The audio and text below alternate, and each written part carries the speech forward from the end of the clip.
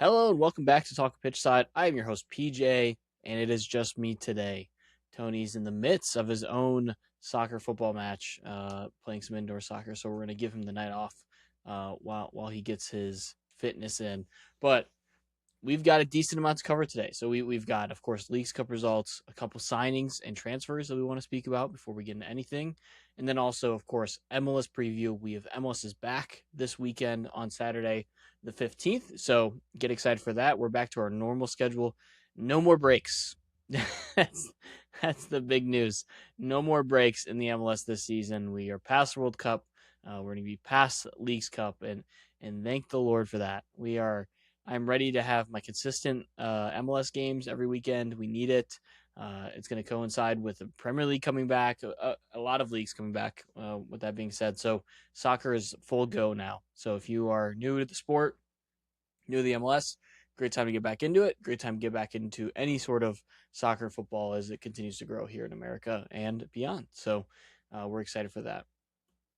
Before we get in to any Leagues Cup results or MLS preview, I do want to touch on two transfers. First, outgoing. I think a big outgoing transfer. The one that we also coming was Ezekiel Ponce leaving Houston. So, I mean, we saw this with Duncan McGuire coming in. This was the writing on the wall. We knew it was going to happen. Still just like a guy who's been there for a long time. And, as much as it makes sense because he hasn't produced, I do have a little concern for Houston's depth now at that position and what it's going to look like going forward. But the argument is he wasn't giving you much anyway. So I think it's the right move, a right time to move off of it. It's just been waiting for this guy to really go, and it's just never really happened. So it's unfortunate, but something that's completely necessary for Houston to move forward. The second transfer I want to speak about at the striker position is Josef Martinez to the Columbus Crew. Kind of out of nowhere. I mean, I didn't see the links of this at all until about like an hour before Tom Bogert reported it official. And that's awesome. I love that it just came out of nowhere. Like those random signings are the best. I mean, it's kind of like Alexis Sanchez to Montreal that just happened. Like those ones that happen are so unique because we live in a day and age where you don't get that very much anymore. So that was exciting. Now, in terms of fit for the Columbus Crew, I love it. Like it is a need. With Abu Ali, of course, being out and this team needing more goal scoring in front of Brian now coming in for the Columbus Crew producing so well. They just need a number 9, and of course under their head coach, like Josef Martinez had one of his better seasons after leaving Atlanta with Montreal. He had 14 goals that year. So same coach, same system. You got to imagine it's going to work somewhat. Of course, he's older. He's not going to be starting every single game, but this is an MLS proven guy that is a fox in the box and will score goals, and that's exactly what they need. Feels like the type of guy, if they get in the playoffs, is just going to score a clutch goal on somebody, and you're going to look back on this day and be like, that was a great decision for the Columbus Crew to do that. So, as much as it pains me as a Cincy guy to see this happen, I've got to admit it was a good move for the Columbus Crew and something that was completely necessary for their team and their structure moving forward.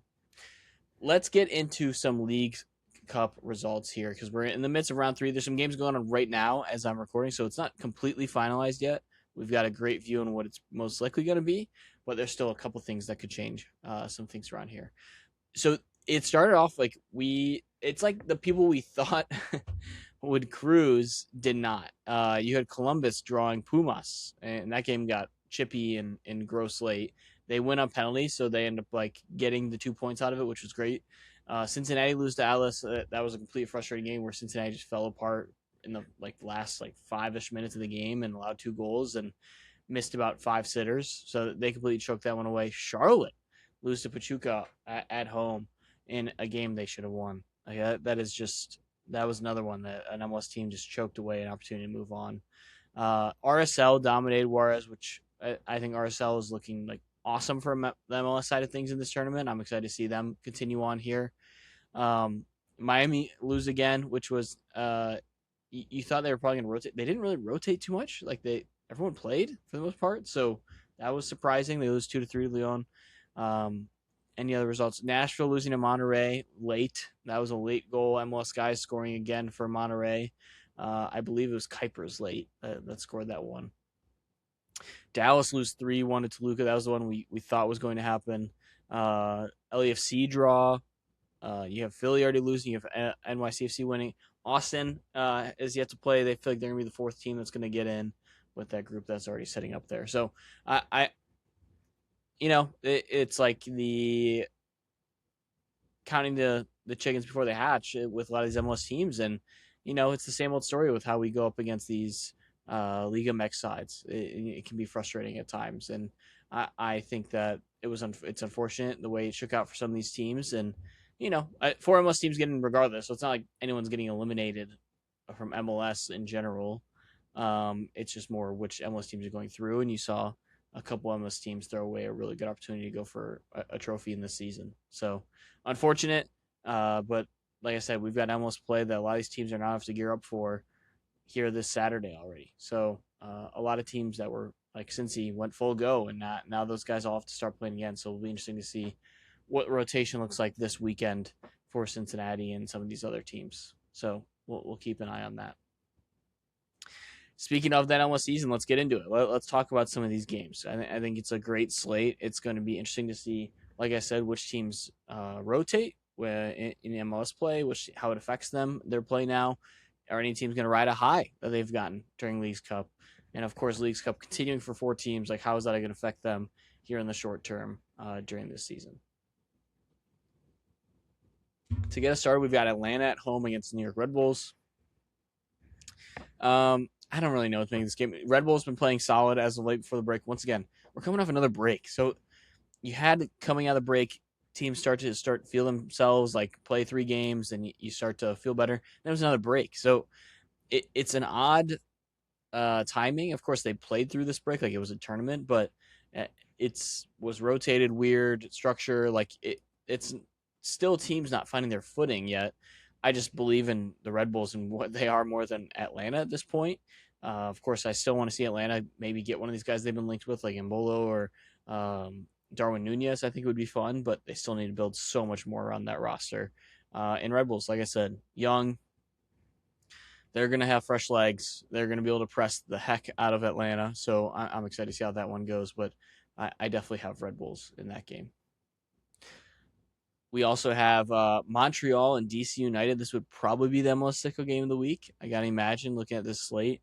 I don't have confidence in any game top in that one.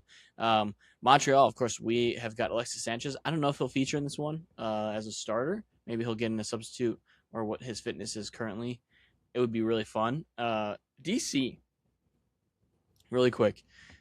I've been adding them into the sicko, of course, all year because of what they have been historically for the past few years. And I say historically past few years because this is a franchise that once won a lot. So it's just been a long time since then. We talked about it in the offseason. We talked about coming into the season. They rose the floor of this team.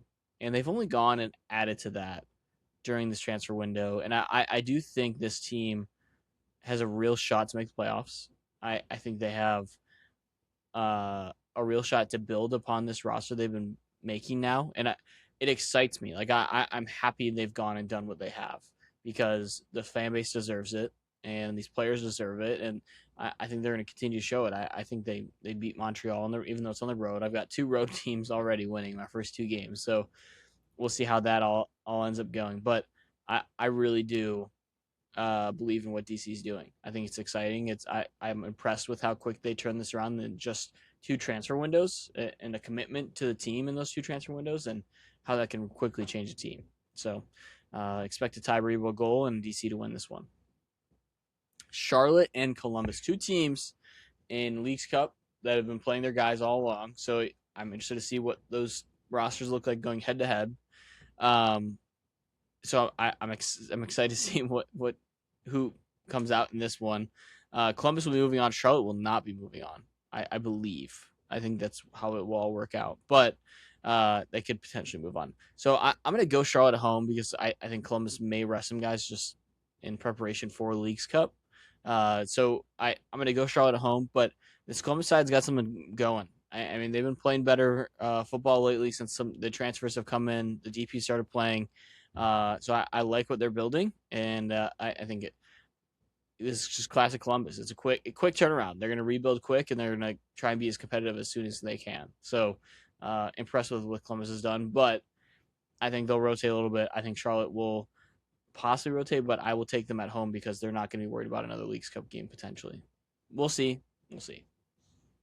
Orlando and Cincinnati. The Cincinnati side, of course, I'm a season ticket holder, so I can tell you they score goals. That's what they do. That's what this Orlando side now does. So this is a game I expect to be very high scoring. Orlando, of course, since Griezmann have come in, have looked a lot better. They've had a boost, a defense on that side that has struggled throughout the year, and I think Cincinnati can take advantage of that. I expect this one to be a draw. Cincinnati's defense is just as prone to errors, and I think Griezmann and company will take full advantage of that at home. And I'm going to go 2-2-3-3. Like I think it's going to be that high scoring, that type of result. Both offenses are going to probably have 15 plus shots in this game, so it's going to be a bit chaotic. This might be your MLS neutral watch of the week. Is this game right here at 7:30? But I'm going to go draw on that one. Toronto and New England. This Toronto side, I struggle with this Toronto side so much. They frustrate me beyond end because I was so high on them coming into the season, and they have just yet to get anything going. They either draw or lose every game, it feels like, which is like last year what they did late, which is just draw. But they need wins because they've played so many home games. This is one of their rare home games in the second half of the season.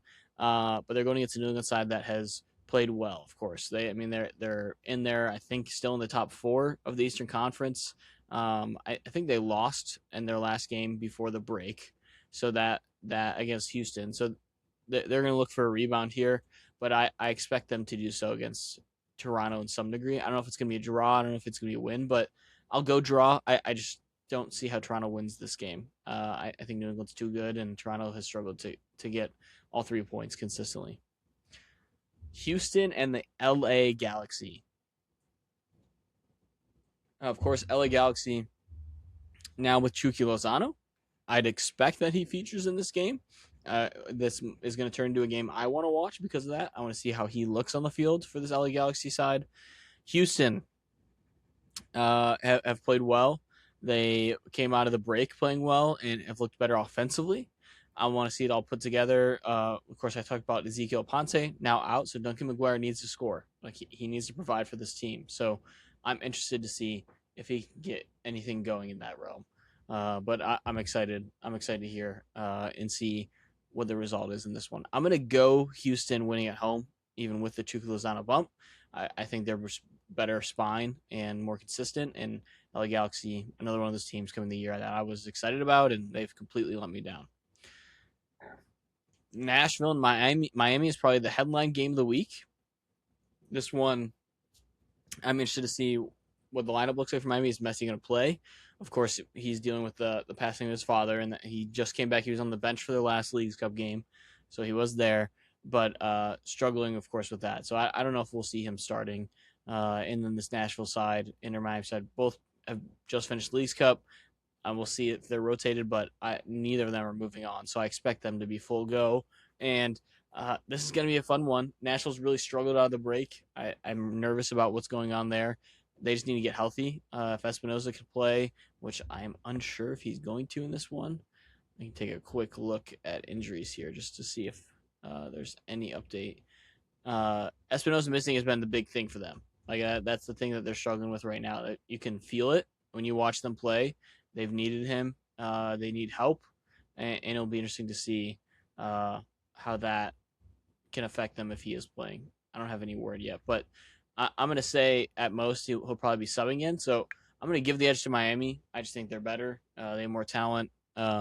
They've kind of owned Nashville a little bit historically, and this was a matchup in the playoffs that got pretty feisty. So I expect there to be a little push and shove in this one too. So another must watch. I think these 8:30 games are going to be fun to watch here.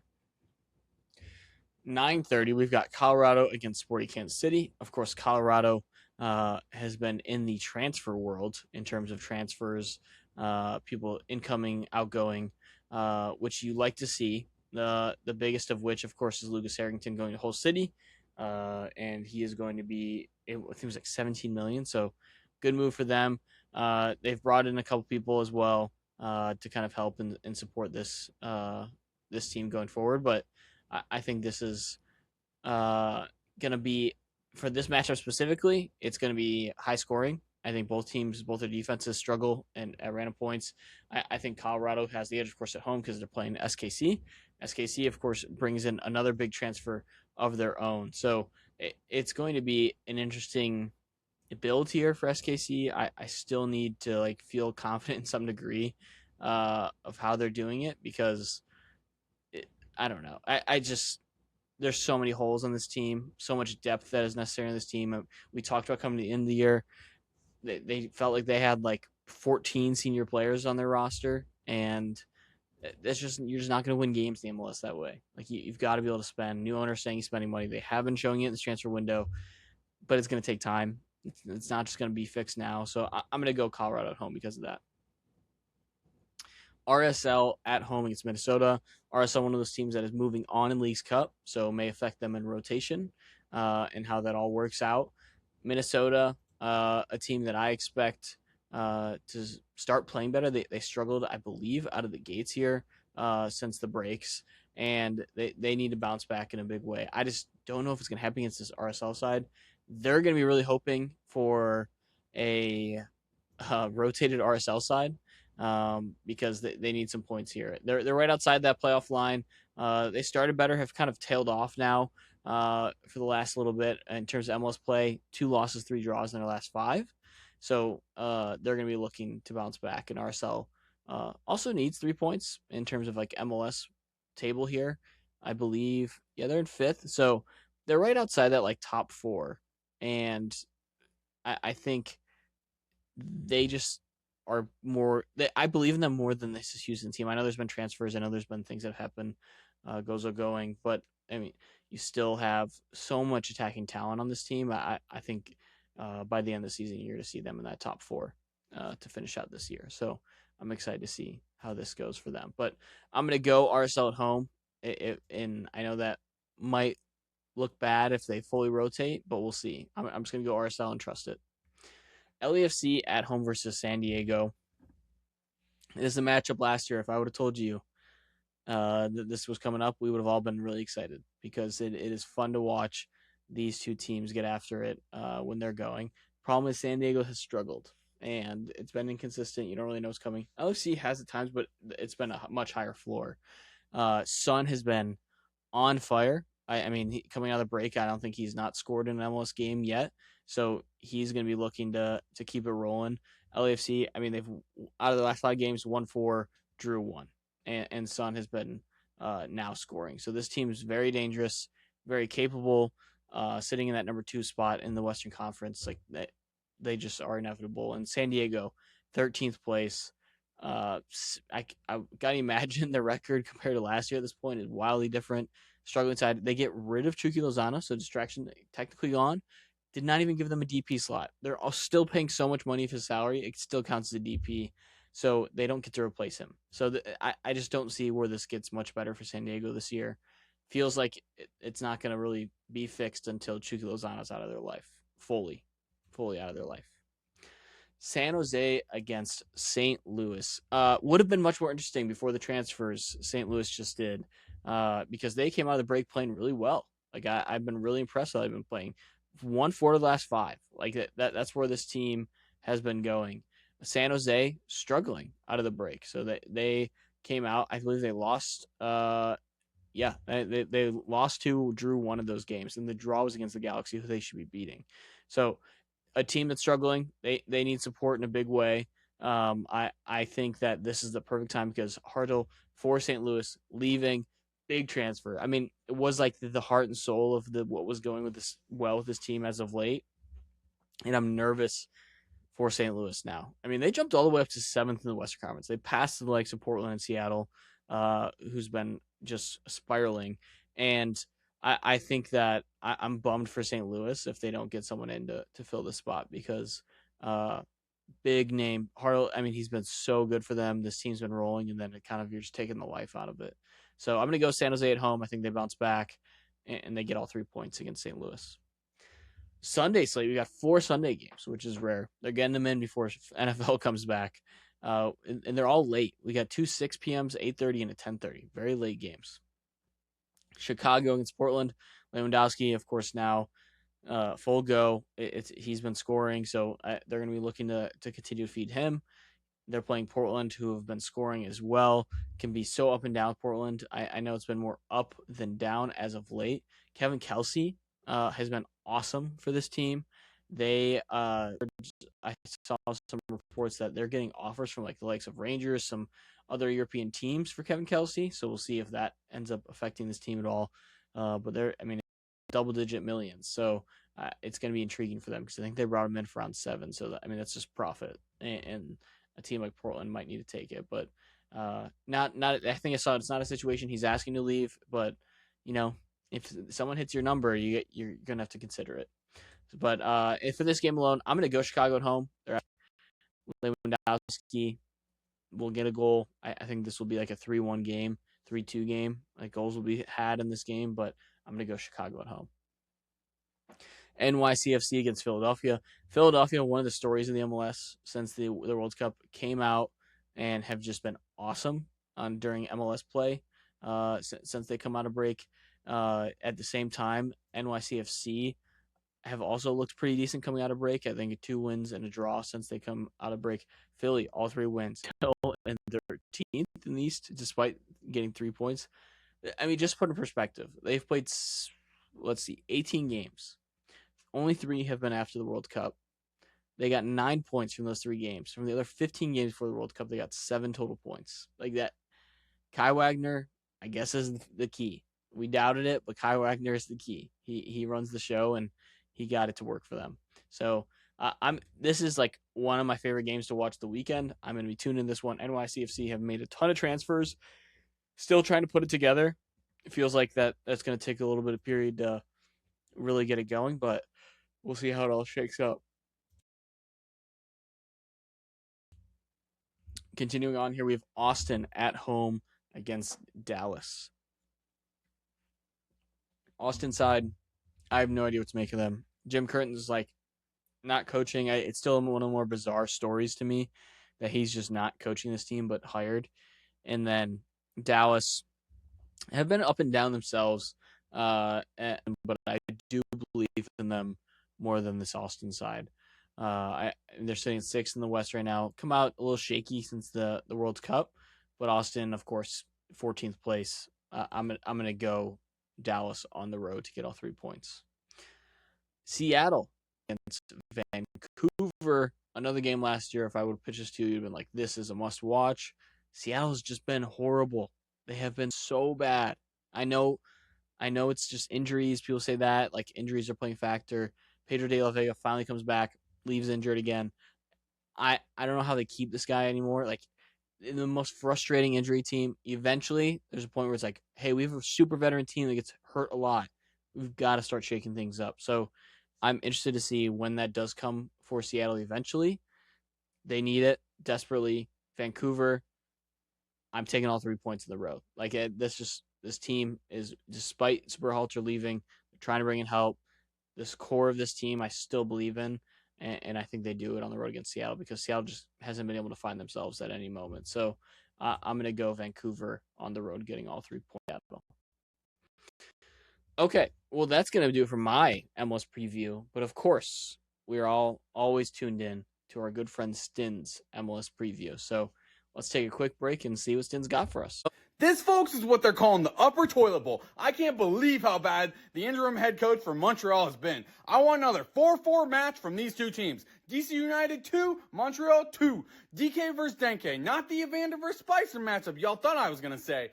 Orlando's looking mighty fine right now, so I really hope this is not the start of an FCC meltdown. Orlando 3, FCC 2. This is quite possibly the game of the season here at Geodis Park for a 2023 Leagues Cup final rematch. Dax McCarty is going to go nuclear on the broadcast. Nashville is full strength, so I'm feeling good. Nashville 3, Miami 2. Fire me up. This game is pure electricity.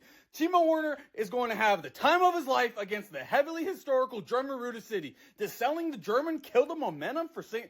Louis? We'll see. San Jose 3, St. Louis 1. Finally, a nice crisp cup of Cascadia. So many struggles for both of these sides. You would have thought they were trying to cook an egg on top of Mount Rainier. Rep Pedro de la Vega. There is no winner in North America on Sunday night. Seattle 1, Vancouver 1. Okay, Stin, thank you so much for your input. We enjoy it as always. Creative as always. Some matchups I don't know if we totally agreed on. I mean, I had DC beating Montreal. I had FCC beating Orlando. I had Miami beating Nashville. We disagreed on all of those. So you had all three of them winning. We both had San Jose against St. Louis for the same reason. And then, of course, Seattle, Vancouver. I had Vancouver winning. We both talked about Pedro de la Vega and getting that meme out of the way. But I think Stin's picks have been very good this year. So if you're a listener, please tune in to Stin's picks. He has been technically, I think, a winning percentage this year. And that's what you want to see, a winning percentage. Okay, well, with that being said, quick episode, quick updates, quick recap, preview. So I appreciate you tuning in. Solo cast, always a little bit quicker. Going forward, me and Tony should have much longer episodes, back to the norm that we've been doing. Now that Leagues Cup will be going away and they'll be back in MLS play, which we're excited about. We've got like a 20-game stretch here that we need to get through as a league, and it feels like fall's quickly approaching and we're going to be in the winter playing these games. So start getting used to it. That's the model we're going towards here soon as we go into next season and beyond. So we're excited. With that being said, I will talk to you guys on Tuesday as we recap MLS weekend with Tony, and we'll talk to you guys next time.